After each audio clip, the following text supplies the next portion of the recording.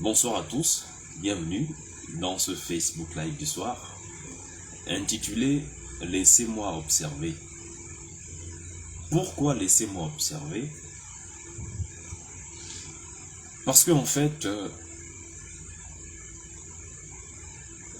lorsque je marche dans les rues de Libreville, il y a des gens qui me suivent depuis longtemps sur les réseaux et qui ont remarqué mon absence sur des sujets de l'heure, sur des sujets d'actualité, où je ne viens plus donner mon avis. Et donc, ils cherchent à savoir pourquoi. Et pour information, j'ai dû quitter plusieurs groupes WhatsApp, même des groupes religieux. Comme vous savez, je suis musulman.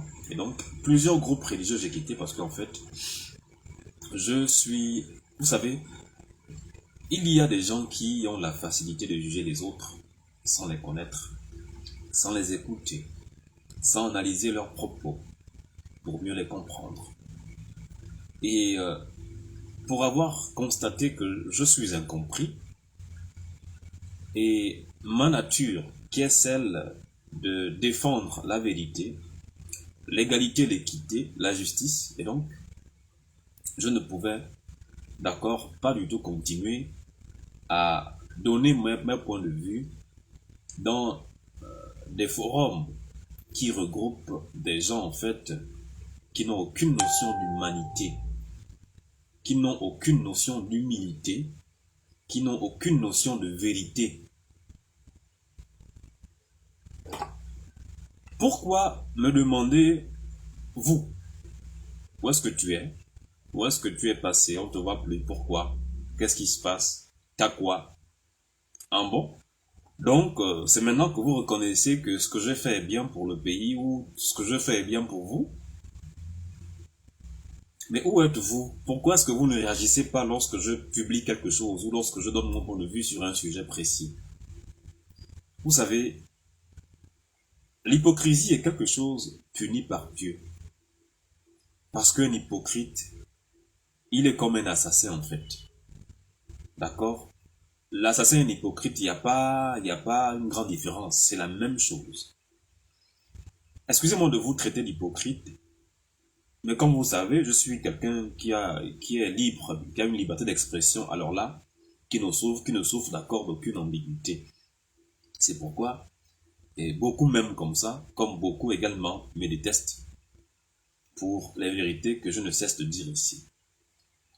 Pourquoi laissez-moi observer? Parce que lorsque je t'ai venu ici dire qu'une transition politique, qui est le passage d'un pouvoir à un autre, doit se faire en un temps réduit, vous avez été nombreux, à venir, d'accord, me recadrer, soit en disant que j'étais contre cette transition. Lorsque j'avais dit ici qu'une transition ne doit pas durer 2 ans, beaucoup sont venus contredire mes propos, ajoutant 1 an de plus, donc 3 ans. Lorsque j'avais dit ici que beaucoup, après cette euphorie d'une liberté retrouvée, lorsqu'ils verront un peu plus clair, d'accord, vont demander des comptes à ceux qui sont là, vont se plaindre matin, midi et soir. Beaucoup m'ont dit, qui es-tu pour parler comme ça? De quoi parles-tu? Tu ne racontes rien de bon. Maintenant que j'ai décidé en fait de me mettre en retrait, de changer tous mes comptes, comme vous l'avez remarqué, je n'ai plus d'identité virtuelle. Beaucoup m'écrivent pour ceux qui ont mon numéro de téléphone, m'écrivent sur WhatsApp pour me dire pourquoi est-ce que on ne te voit plus, qu'est-ce que tu vois quoi, tu as voyagé, mais pourquoi est-ce que tu ne réagis plus? Alors qu'actuellement même, il y a des sujets sur lesquels on aimerait bien aussi avoir ton analyse. Comme vous le savez aujourd'hui, il y a un sujet qui fait couler beaucoup d'encre et de salive, hein, celui faisant d'accord état de l'assassinat, hein, d'une famille, sinon de 5 membres d'une famille dans le Haut-Togo. Non, je crois que je suis simplement essoufflé. Si je ne parle pas de ça, c'est pas parce que je ne parle pas de ça, d'accord, que je ne ressens pas ce que les parents ressentent. c'est pas parce que, en fait, je ne parle pas d'autres sujets brûlants que je cautionne ce qui se fait. Non, c'est simplement que j'ai tout bonnement décidé comme ça de réagir sur Internet, sur Facebook, quand je veux, si je peux. Ne plus faire dans l'optique, d'accord, d'attirer l'attention des gens, coûte que coûte, afin de le retourner soit contre la décision prise ou contre les dirigeants. Parce qu'aujourd'hui, comme vous le savez, nous sommes en transition. Et cette transition, pour moi, est une période de réflexion. Il faut que je réfléchisse pour, d'accord, mieux me positionner. Hein? Il faut que je réfléchisse, j'analyse la situation actuelle, hein, pour prendre de bonnes décisions demain. Et donc aujourd'hui, d'accord, tout le monde a besoin de se reposer, de se remettre en question, de se poser de bonnes questions pour justement prendre de bonnes décisions, hein, pour l'avenir que nous tous, hein, souhaitons ici, hein, radieux. Vous savez, vous avez été nombreux à dire que à me condamner, lorsque j'avais demandé au travers d'une vidéo, hein, l'arrestation, sinon l'ouverture d'une enquête, sinon sur l'affaire de Monsieur Ali Bongo, parce qu'en fait Monsieur Ali Bongo est celui-là qui nous avait amené Meksan Krombessi, Liban Solman, est le même qui nous a mené Nourdine Bongo Valentin, Sylvia Bongo Valentin. Vous avez dit non, je manque de respect. Et pour l'avoir dit, beaucoup de gens aujourd'hui me traitent d'impoli, me traitent de sauvage, me traitent d'accord d'irrespectueux. Vous savez, moi je suis Gabonais. Pour ceux qui ne le savent pas, le nom que mes parents ont choisi de me donner sans mon accord, sans mon avis, parce que comme vous savez, chaque enfant ne décide pas de comment il doit s'appeler, est Mouroula Mabunda Elis Kandela, je suis de coutume Guissir. Je suis né dans la province de Langounier, précisément à Fougamou, dans le département de Tsama Magouti. Je suis de nature calme, même si je parais trop bavard dans les réseaux, mais pour ceux qui me connaissent, pour ceux qui me fréquentent, je suis de nature très calme. J'observe beaucoup. Et je suis quelqu'un d'empathique. C'est-à-dire que je suis même capable, en fait, de me sacrifier au profit de l'autre. C'est pourquoi je refuse toujours, en fait, de rester muet face à des injustices. Vous savez, lorsqu'en 2016, nous apportions notre soutien à M. Jean Ping, ancien candidat à l'élection présidentielle de cette année-là, M. Ali Bongo Ondimba, alors président de la République, a envoyé des mercenaires à nos trousses. Ce n'était pas pour jouer avec nous. Ce n'était pas pour nous faire des beaux yeux. C'était pour soit nous assassiner, nous faire disparaître ou nous mettre aux arrêts. Et donc, quand on te dit que tu es désormais libre, libre de dire ce que tu veux, ce que tu penses, libre de te balader, de rentrer, de sortir quand tu veux. D'accord? À ce moment-là, je me dis, parce qu'on est libre, il faut demander justice. Et demander que M. Ali Bongo Ondimba réponde de ses actes m'a valu des insultes. Et aujourd'hui, beaucoup de gens... C'est bizarre, mais sur Internet, les gens qui ne pensent pas comme moi m'incriminent, mais curieusement, quand on se croise dans les rues de Libreville, ces derniers ont du mal à répéter les mêmes propos qu'ils tiennent sur les réseaux. Et quand je constate cela, je marche la tête sur les épaules.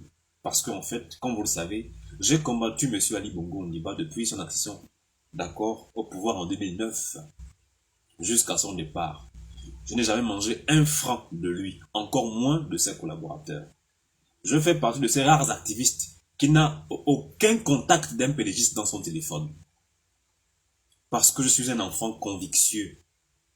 Je suis un jeune homme convictieux. Je sais ce que je veux. Quand c'est pas bon, c'est pas bon. Quand c'est bon, j'applaudis, j'acclame, je félicite. D'accord?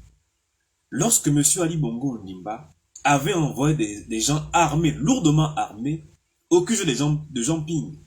D'abord la veille, parce que la veille, on avait été chargé. Personnellement, j'avais été, d'accord, victime de violence. où j'avais même pris une grande quantité d'eau. Si cette eau chauffait, l'eau que la gendarmerie pompait partout là, j'avais pris ça en plein dans le visage. Si elle chauffait, aujourd'hui je serais sans doute avec un corps, j'aurais sans doute un corps multicolore. Et donc, on ne peut pas tout bonnement décider comme ça, parce que ce sont les militaires qui sont au pouvoir, applaudir Ali Bongo, acclamer Ali Bongo, le soutenir dans sa bêtise, sinon dans sa situation actuelle, au nom d'une liberté retrouvée. Je dis non. Lorsqu'on est pris de justice et de liberté, on doit à un moment donné demander des comptes. Vous savez, je ne sais pas comment les Gabonais sont, mais le Gabonais, sinon le peuple gabonais est un peuple vraiment bizarre. En plus d'être inculte, c'est un peuple parfois en fait qui fait preuve de... C'est-à-dire que d'amnésie en fait. C'est un peuple qui oublie vite. Mais excusez-moi, nous ne pouvons pas tous être les mêmes. Parce que moi en fait, les choses que je retiens le plus, ce sont des choses difficiles que j'ai vécues ou les injustices dont j'ai été victime. Et quelqu'un comme ça ne peut pas, parce qu'il croit en Dieu, parce qu'il prie, accepter que ces bourreaux continuent d'accord de se pavaner dans le monde, sans pourtant répondre un jour de leurs actes devant la justice gabonaise.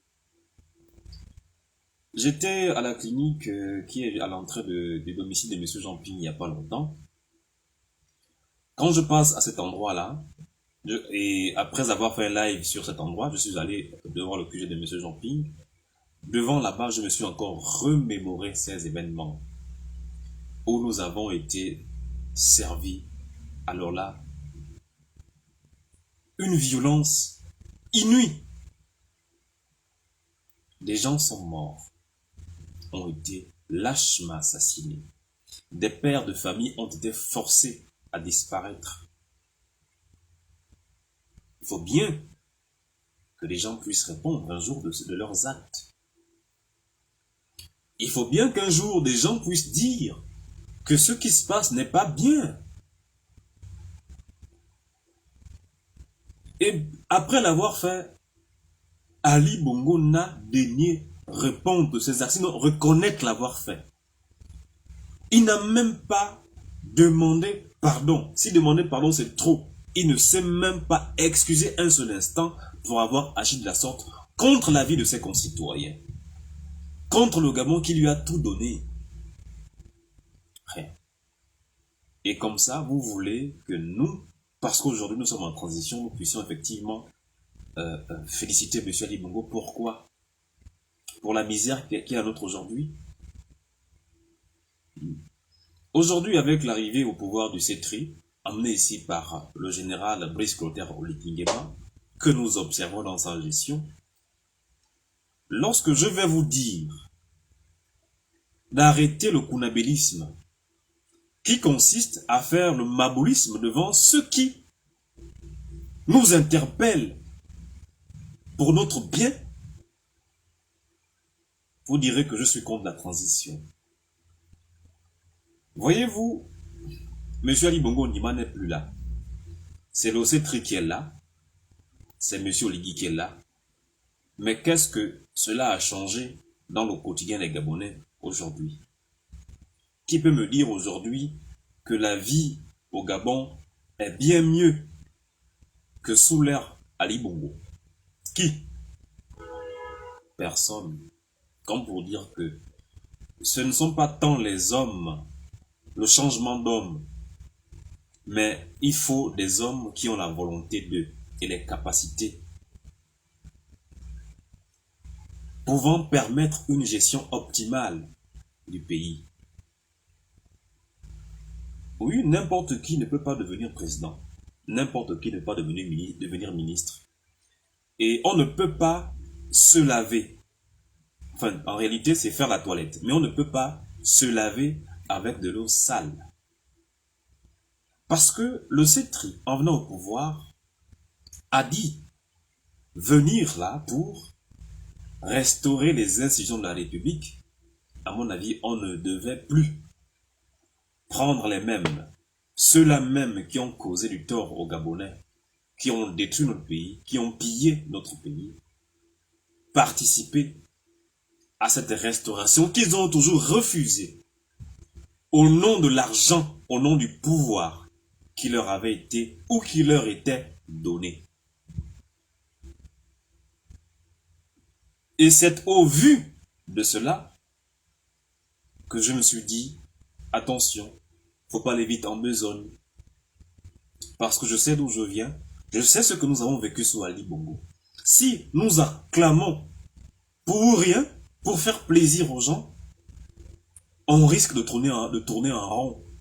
Parce qu'on ne peut pas faire la toilette avec de l'eau sale. Quand on veut se laver, on se rassure de la qualité de l'eau que l'on doit mettre sur son corps.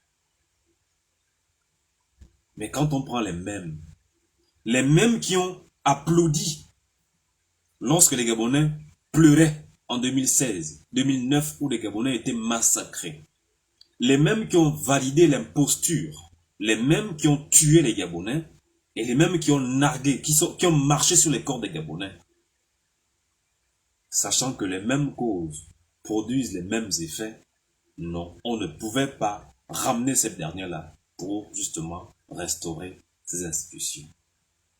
Et à mon avis, quand on parle de restauration des institutions de la République, il faut d'abord dire lesquelles de ces institutions de la République qui posent problème. Parce que quand on parle de restauration, c'est remettre à plat, redéfinir, c'est mettre à zéro. Mais quelles sont ces institutions-là qui posent problème? Parce qu'à mon avis, ce ne sont pas toutes les institutions d'accord de la République qui posent problème. On ne nous a jamais dit lesquelles des institutions posent problème qui méritent une restauration véritable. Et lorsqu'on parle de restauration d'accord des institutions, parce que c'est la seule mission, sinon la mission initiale de ceux qui sont là, quand ceux qui sont là, qui sont donnés pour mission de restaurer d'accord nos institutions, viennent vous dire qu'ils vont construire Libreville 2, il faut bien vous poser de bonnes questions. Est-ce la mission pour laquelle vous avez pris le pouvoir, construire Libreville 2? Est-ce une nécessité? Est-ce une urgence pour nous aujourd'hui, alors que le Gabonais peine à manger 3 fois par jour, de construire Libreville 2? Non. Mais quand tu vas parler comme ça, on m'a dit non, ne pense pas comme ça. Si tu penses comme ça, ben, Oligui va mal te voir, sinon ses collaborateurs vont mal te voir, et ils ne pourront pas peut-être trouver quelque chose, ils ne pourront pas te nommer. Non, mais si nous tous, nous faisons le charlot, si nous tous, nous faisons le béni, oui, oui. Mais c'est le Gabon que nous détruisons. Mais moi, je refuse en fait de détruire le Gabon, parce que je suis appelé, d'accord, à faire des enfants. Et par la suite, mourir. Et donc, je dois laisser à mes enfants un pays. Et pour pas que ces enfants-là puissent m'en vouloir pour n'avoir rien fait, pour que les choses soient, on va dire quoi, plus ou moins bien pour eux, je me dois effectivement de dire ce qui ne va pas. Je me dois ici de dire ce qui ne va pas. Comment, Gabonais, lorsqu'on vous parle d'une restauration des institutions, lorsqu'on prend les mêmes qui ont causé ce que vous savez tous, on les met à des postes stratégiques. Mais vous vous attendez à quoi? Lorsque les nominations se font par copinage, les nominations, c'est de façon, c'est comme si nous étions encore du clientélisme.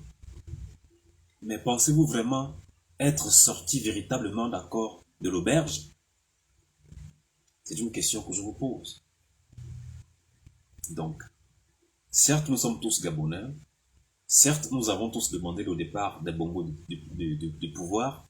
Et c'est même la raison principale pour laquelle vraiment, et je félicite le président Félix Clotaire Oligui, parce qu'en fait ici, il nous a libérés des Bongo. Et c'est même la raison pour laquelle beaucoup de Gabonais se sont retournés contre, d'accord, celui qu'ils avaient voté.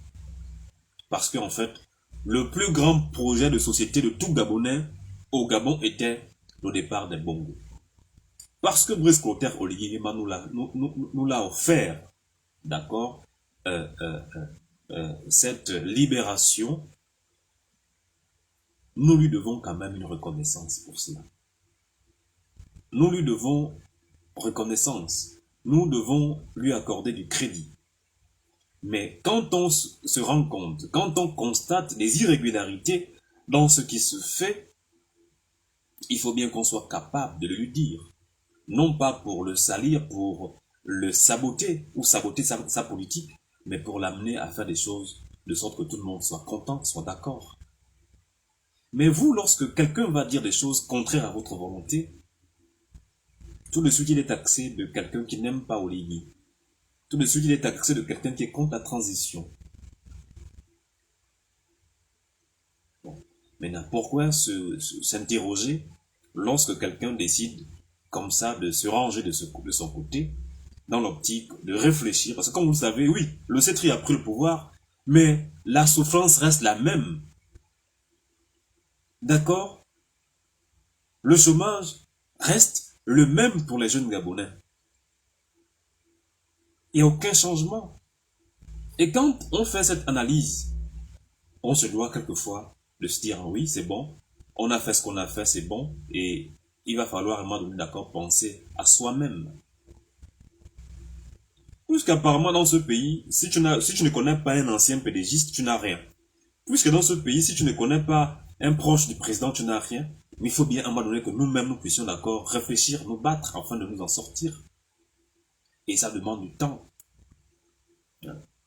Comme vous le savez, beaucoup se sont sacrifiés dans ce combat. Beaucoup ont sacrifié leur vie, beaucoup ont sacrifié leurs études, beaucoup ont sacrifié leur jeunesse dans ce combat pour la liberté au Gabon. Mais depuis que nous avons fait ce sacrifice pour la nation, qu'avons-nous obtenu en retour? Non. Donc c'est nous qui sommes appelés à combattre pour le pays, quand les autres se la coulent douce, c'est ça? Non.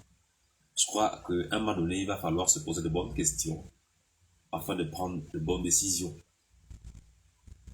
Voilà. Et aujourd'hui, rassurez-vous, hein, moi j'ai toujours soutenu la vérité. Et je ne pourrais faire de dérogation pour plaire à quelqu'un. Et ici, j'ai toujours dit que j'apportais mon soutien aux autorités d'accord de transition du Gabon, en tête desquelles le président Brice Clotaire Oligui Nguema, tout en disant à ce dernier et au CETRI que si vous faites mal, je dirais que ce que vous faites n'est pas bien. Nous avons eu des jeunes gens qui ont débuté l'école en octobre dernier, bon, pour d'autres en septembre, fin septembre, début octobre, à qui l'on a promis avoir des bourses avec 10 de moyenne. 3 mois plus tard, c'est-à-dire en janvier 2024, les mêmes qui hier ont promis des bourses à ceux, sinon aux élèves, ayant obtenu une bourse une moyenne de 10, sont venus avec des communiqués, des textes de loi ou de projets de loi visant à revoir à 12 de moyenne pour les élèves qui aimeraient d'accord avoir des bourses. Ce sujet aussi a fait jaser beaucoup de gens, sur lesquels beaucoup ont pataugé, beaucoup ont essayé d'apporter leur contribution, beaucoup ont donné leurs avis. Mais à un moment donné, il faut qu'on arrive aussi à nous dire des vérités. Quand c'est pas bon, disons que c'est pas bon. Quand c'est bon, disons que c'est bon. Vous savez, l'excellence ne concerne pas seulement les élèves. L'excellence concerne aussi les dirigeants. On ne peut pas seulement exiger de nos enfants l'excellence quand nous-mêmes nous sommes incapables de faire preuve d'excellence. Dans ce qui se fait là, voyez-vous de l'excellence dedans? Hormis la façon dont le coup d'État a été fait, ça a été fait de façon excellente et ça a été applaudi par tout le monde. Mais hormis le coup d'État qui a été fait de façon excellente là, qu'est-ce qui est excellent? La nomination d'une ancienne PDG qui narguait les Gabonais au poste au poste de ministre de l'Éducation nationale. La nomination d'une conabéliste parce qu'elle parlait sur les réseaux sociaux à Paris au poste de ministre de la Communication. La nomination d'un ancien ministre de l'Intérieur au poste de président de l'Assemblée nationale, celui même qui a cautionné, d'accord la forfaiture de 2009. C'est ça l'excellence? Non. Il faut bien à un moment donné qu'on se pose de bonnes questions. Et le dire, ce n'est pas vouloir du tort, du mal, faire du tort, d'accord? Ce n'est pas faire du tort au président Brice Clotaire Oligui Nguema, c'est par contre interpeller ce dernier quant à sa façon de faire. De nommer les gens, de prendre des décisions. Parce que quand on est un homme public, une personnalité publique, tout fait et geste, sinon tout, c'est que tout ce que tu fais, tous tes faits et gestes, d'accord, sont visualisés à la loupe. Dès qu'il y a une erreur, c'est fini, les gens vont surfer là-dessus. Pour pas qu'il y ait d'erreur, quand bien même tout le monde sait que aucune œuvre humaine n'est parfaite, mais si l'on s'entoure de bonnes personnes, des gens qui sont capables de dire que ce que tu veux prendre comme décision n'est pas bien, on est capable de faire moins d'erreurs. Mais on ne peut pas ramener quelqu'un qui a dansé avec le PDG, le pain du PDG, il y a quelques mois, 4 mois seulement, qui a nargué les Gabonais, qui a soutenu l'insoutenable, qui a voulu qu'Ali Bongo puisse continuer à gérer notre pays dans cet état-là où c'est son enfant et son épouse qui géraient le Gabon. Ministre de l'Éducation nationale, au nom de quoi? Vous savez que... Donc, ça, ce qui est fait. Comme on dit, hein, le vin est tiré, il faut le boire. Mais, nous n'allons pas tout accepter, même si nous avons accepté, d'accord, ce qui a été fait. C'est pourquoi il y aura toujours des gens qui vont parler différemment de vous, différemment de moi, différemment de nous tous. Parce que chacun ici a son mot à dire. Et on ne peut pas, parce que quelqu'un a dit quelque chose qui n'est pas, en fait, qui ne cadre pas avec notre volonté, notre vision, qu'il est contre quelqu'un, ou qu'il est contre M. Oligui, ou qu'il est contre la transition, non. C'est simplement que nous devons être véridiques. En 2009, lorsque M. Bongo Ali est arrivé au pouvoir, il a mené plusieurs projets. Plusieurs projets qu'il a confiés à n'importe qui. Et beaucoup d'argent avait été décaissé des caisses de l'État. Aujourd'hui, qu'en est-il? C'est pourquoi je voudrais effectivement que le CETRI arrête de faire des promesses pour ne pas se retrouver dans la même situation qu'Ali Bongo. Si M. Oligui peut faire quelque chose, qu'il le fasse. Sinon qu'il mette d'abord tout ce qu'il faut, permettant d'accord la réalisation de ce qu'il s'apprête à promettre. Parce qu'à mon avis, le rétropédalage dans les bourses, dans l'attribution des bourses là, c'est parce que on a analysé la faisabilité de cette chose-là après avoir annoncé, après avoir promis. Ce n'est que après analyse qu'on a constaté des irrégularités, qu'on a dit non, on a mal fait 2, d'accepter 10. Et n'incriminez pas les enfants qui veulent marcher ou qui marchent. N'incriminez pas les parents d'élèves qui s'insurgent contre cette mesure. Parce que cette mesure, d'accord, n'a pas été imposée à M. Oligui, c'est venu de lui-même. Et on ne peut pas, d'accord, se permettre de faire des annonces, des promesses, quand on n'est pas sûr de les tenir.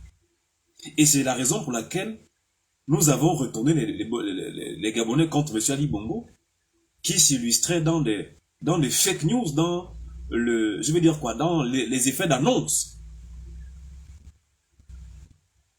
Moi, je voudrais que, pour la réussite, d'accord, de la transition, que M. Oligui, d'accord, soit moins bavard.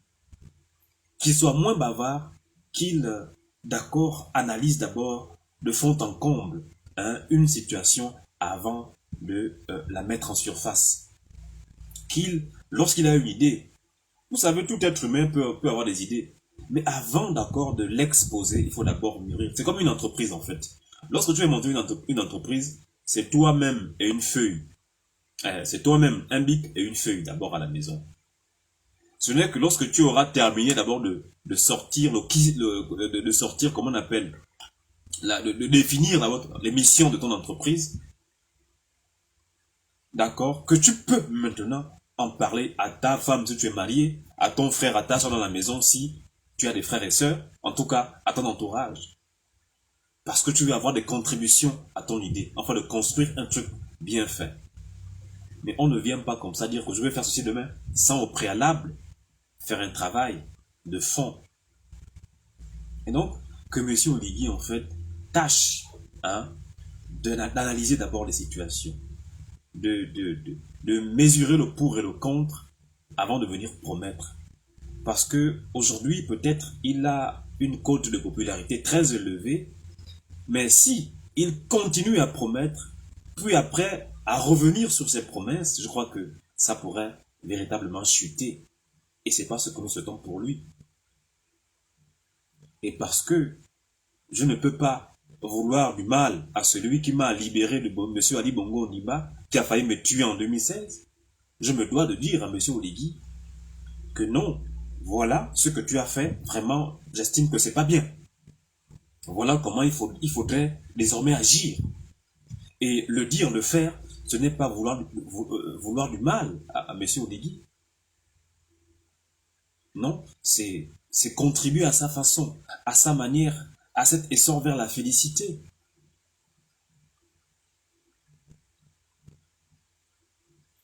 Libreville 2, construction. Aéroport, je crois, de Yem, construction.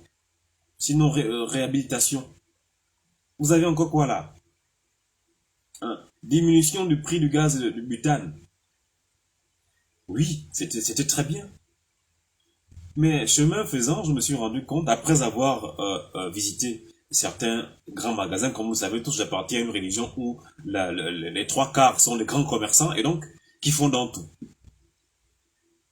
Il a décidé de diminuer le prix du gaz de butane. C'est une bonne nouvelle pour tout le monde. Parce que si le gaz est devenu aujourd'hui à 5450, je ne sais pas combien, ou 450, c'est ça. Mais c'est nous tous qui allons bénéficier, qui allons profiter, qui allons d'accord économiser. Mais on ne peut pas satisfaire un côté et laisser l'autre, je ne sais pas. Il y a des gens, par exemple, des commerçants qui à chaque fois font des commandes de 400 bouteilles de gaz et qui ont eu des stocks dans leur magasin, mais qui aujourd'hui sont forcés de vendre la bouteille de gaz à 5450, alors que ces bouteilles de gaz avaient été achetées avec les anciens prix. Donc, on demande à quelqu'un de perdre sur 200 bouteilles, parce que si on estime qu'ils ont 500, c'est à peine 50 000 francs. On demande à quelqu'un de perdre 50 000 francs comme ça, parce que, justement, la décision, comme elle a été prise, il faut qu'elle soit appliquée. À mon avis, avant de décider du jour de l'effectivité de cette mesure, de la rentrée en vigueur de cette mesure, on aurait d'abord donné du temps à ceux qui ont, d'accord, d'anciens stocks, d'écouler leurs stocks. On aurait même dit, bon, on a annoncé le 31 décembre 2023, cette mesure, d'accord, rentrera en vigueur le 1er février, par exemple. Et donc, ça donne au moins un mois à tous ceux qui ont des stocks dans leurs magasins de pouvoir écouler leurs produits. Mais on décide, on annonce le 31, on décide le 1er d'appliquer. Au mépris, d'accord, des dépenses effectuées par ces derniers dans le ravitaillement en gaz butane avec les anciens prix que vous connaissez tous. Et pour lesquels ils ont été aujourd'hui forcés à accepter de perdre 50 000 francs CFA pour ceux qui ont 200, 300 bouteilles, 100 000 francs, 400 bouteilles. C'est pas comme ça qu'on gère un pays. quand on gère un pays, il ne faut pas seulement prendre un côté. Il faut considérer tout le monde. Parce que si le Gabon parvient d'accord à respecter ses engagements financiers, c'est parce que le petit commerçant du quartier parvient d'accord à payer ses quittances au trésor public. C'est parce qu'en fait, les patentes, les agréments sont payés, sont renouvelés chaque année par les commerçants, ici et là. Et donc, quand on prend une décision dans le domaine commercial, il faut tenir compte des réalités de ces derniers-là. Il faut tenir compte du fait que ces derniers aussi souffrent et rencontrent des difficultés. Et donc, on ne peut pas leur obliger de faire ce qu'ils n'ont pas prévu de faire.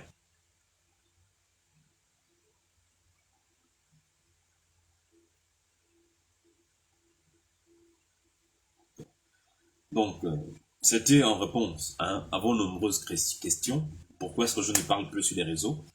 Comme vous l'avez si bien remarqué, je n'ai plus d'identité virtuelle parce que j'ai décidé simplement de tenter de me reconstruire, de me construire à travers d'abord une réflexion profonde, une analyse profonde de la situation. Parce que comme vous le savez, M. Ali Bongo Ondimba nous a pourri la vie. Et donc aujourd'hui, chacun doit désormais, puisqu'il n'est plus là, et parce que le combat pour la libération du Gabon consistait à le faire partir, maintenant qu'il est parti, il faut bien que nous puissions vivre maintenant. Et pour nous qui n'avons pas de l'ombre, qui n'avons pas de nom, qui pèse dans ce pays, nous ne pouvons d'accord nous en sortir qu'à travers des petites activités génératrices de revenus, que nous parvenons tant mieux que mal à réaliser. Et ça demande du temps. Donc, je me suis sacrifié pour le Gabon, j'ai sacrifié ma jeunesse, mon avenir, mes études pour le pays. Je ne regrette pas parce que j'ai fait le bon combat. Je n'ai pas voulu laisser ou faire des enfants sous le règne Bongo. Dieu m'a exaucé. Maintenant qu'Ali Bongo est parti, je peux désormais me marier, d'accord, et faire des enfants. Et ces enfants ne connaîtront pas comme chef d'État un Bongo. C'est la raison pour laquelle je respecte M. Oligui et je le félicite pour cela. Seulement, lorsque ce dernier prendra des décisions qui iront à l'encontre d'accord de la volonté du peuple gabonais, je viendrai lui dire que ce qu'il a pris comme décision n'est pas bonne. Et ce, dans l'optique de l'aider à faire mieux. À faire mieux. Donc ne voyez pas toujours en mal le fait que des gens donnent leurs avis quant à ce qui se fait dans leur pays. Nous sommes tous Gabonais. Aucun Gabonais d'accord ne peut vouloir du mal pour son pays. Aucun Gabonais ne peut tout bonnement décider alors que ce dernier s'efforce à faire des efforts pour l'amélioration des conditions de vie, d'accord, combattre celui qui est à la tête du pays. Non. Voilà. Donc, voilà un tout petit peu ce que je tenais à dire. Je crois que c'est fait tard. Je suis là, je suis dans Libreville, comme vous le savez tous. Voilà, je suis là. J'ai des papiers. Chaque matin, chaque soir, j'écris. Il faut que j'écrive parce que demain, comme j'ai un temps à rattraper, j'ai perdu beaucoup de temps. J'ai combattu M. Ali Bongo Ondimba tant sur les réseaux sociaux, d'accord, que sur le terrain, 14 ans durant. Donc, c'est le moment pour moi de me construire, sinon de me reconstruire, de me refaire une vie, en fait. C'est pourquoi j'ai besoin, d'accord, de réfléchir, d'écrire comme j'écris comme ça, dans l'optique de sortir une idée qui va m'aider à m'enrichir et rattraper rapidement ce temps perdu-là. Donc, pour cela, j'ai besoin de me reposer. J'ai besoin, en fait, de quitter à un moment donné les réseaux sociaux, ne plus être constant sur les réseaux, car aujourd'hui, nous parlons de restauration. Si les gens ont été identifiés pour faire ce travail de restauration, qu'ils le fassent, et moi aussi en coulisses, je me prépare, d'accord, à organiser ma vie, à construire une vie, d'accord, et me garantissant justement un avenir meilleur. Donc, je ne suis pas partant pour travailler à la fonction publique, c'est pourquoi aujourd'hui, j'ai réfléchi beaucoup sur la création d'entreprises. Donc, ça me prend beaucoup de temps. Je fais des recherches et quand j'ai une idée, je la mets sur papier comme là. Après le live, je vais couper parce que j'ai une idée là, je vais pouvoir la mettre sur papier. Et lorsque je serai sûr de ce que je fais, je vais sans doute essayer encore de travailler davantage. Et si je peux avoir 5 idées comme ça sur papier, et après je vais faire le choix de ce que je pourrais, lancer comme activité génératrice de revenus me permettant, de rattraper ce temps perdu Solaire Monsieur Ali Bongo, Solaire Ali Bongo Ondimba. Donc, je suis là, je suis vivant, mon téléphone est ouvert. Si je peux répondre, c'est vrai qu'il y a encore des messages là que j'ai pas répondu. Quand j'aurai le temps, je vais répondre. Donc, ceux qui ont mon contact, si vous m'appelez, je réponds. Si vous m'envoyez un message, quand j'ai un peu de temps, je réponds. Mais, pour l'instant, je m'occupe maintenant un peu de moi-même. Voilà. Je suis un enfant aussi qui a besoin de vivre. Je n'ai pas de père ancien pédégiste, je n'ai pas de mère ancien cadre de PDG ou conabiliste. Donc, je me dois à un moment donné de réfléchir pour ma vie, pour mon avenir. Et donc, c'est ce que je fais. Donc, voilà un tout petit peu. Mon projet, c'est ça. Et j'incite tous les combattants de la liberté à faire pareil, d'accord? À se mettre en retrait pour réfléchir sur des perspectives d'avenir. Nous avons perdu beaucoup de temps. Beaucoup ont dépassé l'âge d'entrer à la fonction publique. Beaucoup, bon, même si ceux-là encore ont l'âge, mais je crois qu'on ne peut pas rattraper ce temps perdu-là en travaillant pour quelqu'un ou en travaillant pour la fonction publique. On ne peut rattraper ce temps, d'accord, qu'en faisant, d'accord, travailler son cerveau et en mettant en place, d'accord, une activité génératrice de revenus forte, solide, d'accord, et c'est un peu le travail que je fais. Donc, merci beaucoup à tous ceux qui m'interpellent, mais laissez-moi d'abord observer. J'ai beaucoup travaillé, j'ai beaucoup dénoncé, j'ai beaucoup parlé, et des gens m'ont soutenu, des gens m'ont félicité, déjà comme les gens m'ont injurié.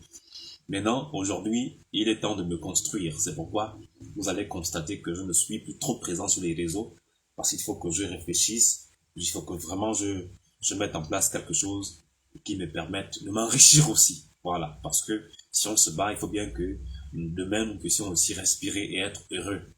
C'est ce que je fais. Voilà, nous ne sommes pas venus au Gabon pour accompagner les autres. Si Dieu nous a menés au Gabon, nous a fait naître au Gabon, c'est pour justement que demain nous puissions également laisser des traces, et des traces positives de ce que je fais.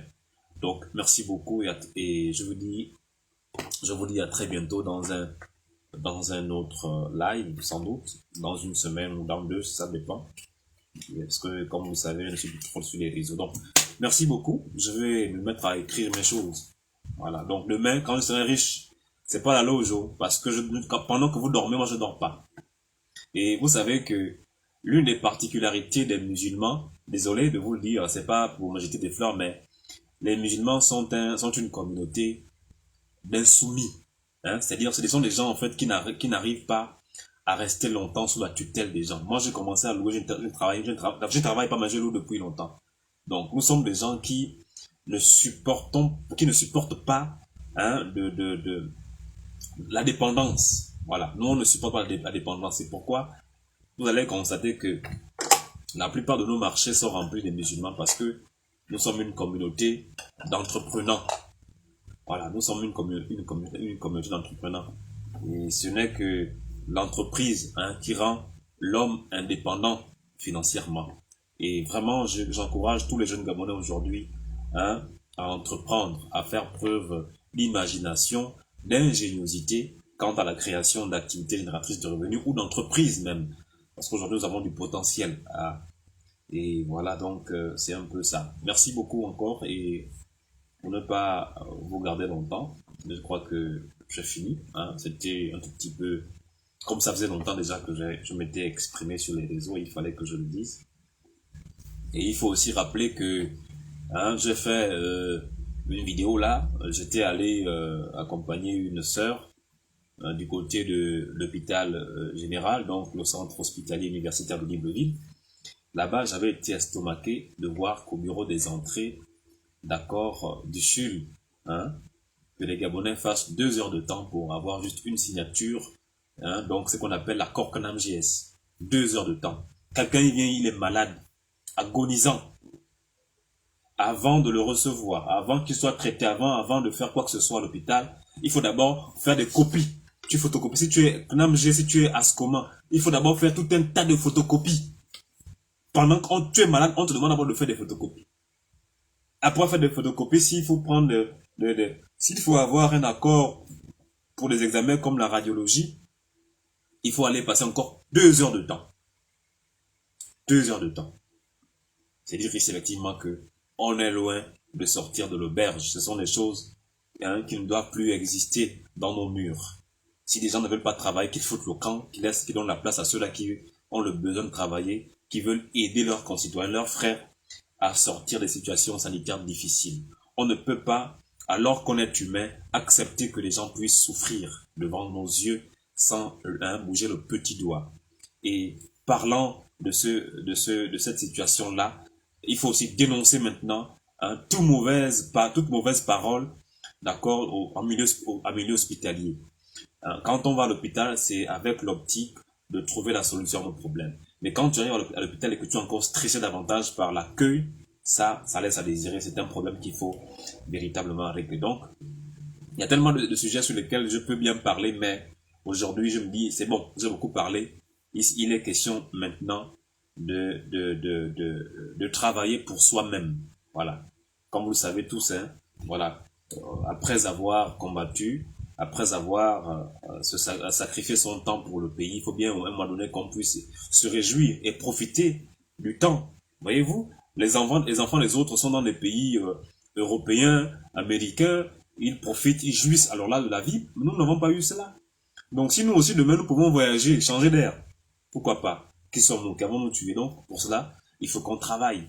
Il faut qu'on travaille, il faut qu'on mette d'accord en exergue notre connaissance.